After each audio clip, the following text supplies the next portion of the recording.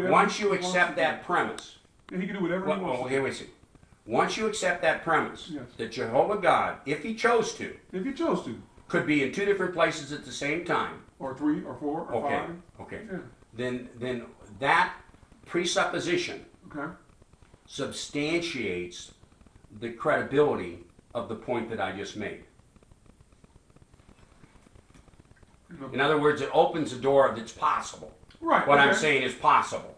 Okay. Okay. So it is possible. I'll agree with you there. Okay. Okay. Now, the thing that I have is, would they all be the same as far as knowledge is concerned?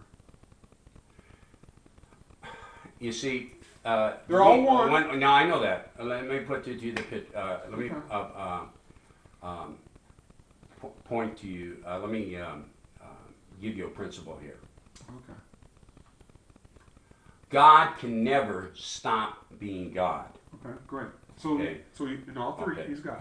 But when you, let me put it to you this way. Now, is this your opinion, or are you going to give me something from the Bible? Or are you going to explain something? I'm going to use an example that's I believe is biblically based, but it's an example that you should be able to relate to. Okay. If you ever go to and you probably have, some theater. Okay. On an open stage. Okay. Not like a movie house, yeah, but an open stage. Like a Broadway theater. Yeah, like a Broadway movie. Okay. And you're watching the movie, and on the same stage, at one point it kind of looks like night. The other day it might look like summer day.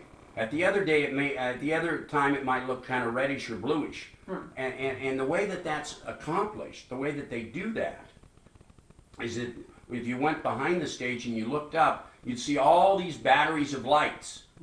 Okay, some would have what they call red gel in them. Some would have green gel. Some would have blue gel. Some would be no gel at all. And so then I don't know how they do it nowadays. They may do it computerized nowadays, but they used to have a big machine there, and you'd move these levers. And by moving these levers, you turn off certain lights, and you turn on certain other lights. You get different effects. Yeah, so by moving these levers, you get a red effect, and by moving these levers, you get a blue effect. And a sunny effect, and a night effect. Okay, that's how they do it.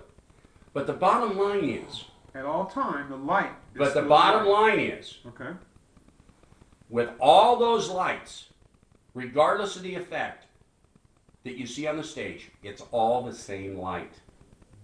It's all the same light. It just takes on a different appearance for the sake of the scene. And that's what we're saying that Jesus has done. Jesus has taken on, for the sake of the scene, he has limited himself. He's not God, he's God and man, but he's limiting himself and put himself under certain restrictions for our benefit. Certain restrictions. Okay, I heard that. Yeah. You said he put himself under certain restrictions. Correct. Oh, when he became, you're saying when he became a man. Correct. Okay. Okay. And that ties in with Hebrews, right?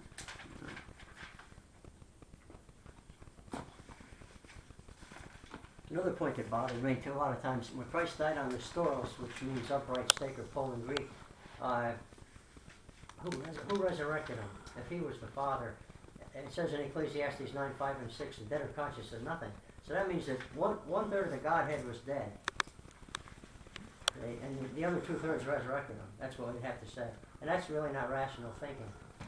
But well, I agree with you, and that's why I don't accept that premise. And I think that certain theologies might accept that premise within Christianity, but I don't. I can see but to answer your question, in John 2:19, it says this. Wait, let me get there. One part of your question. Okay. John. I can't see, so I can't even. That's all right. I'll read it. John 2:19, Jesus answered and said to them, "Destroy this temple, and in 3 days I will raise it up." The Jews then said, "It took 46 years to build this temple." They were thinking of the actual temple. Jesus was talking about his life. Right. Yeah. And will you raise it up in 3 days? But he was speaking of the temple of his body.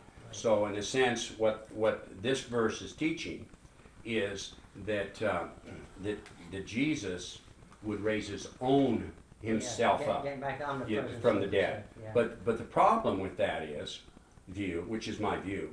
The problem with that view is I can turn to other verses that teaches that Jehovah, the Father, raised him from the dead.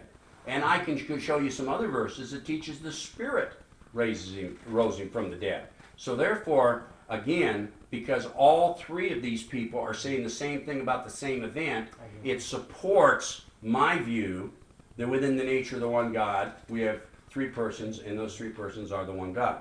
I see. It's a deep subject. Yeah. A lot to it. I did have another question I wanted to ask. Wait, it's my turn. Okay. I wanted to see if you were paying attention. I just remember when I was a small kid. When I was a small kid, certain Right. things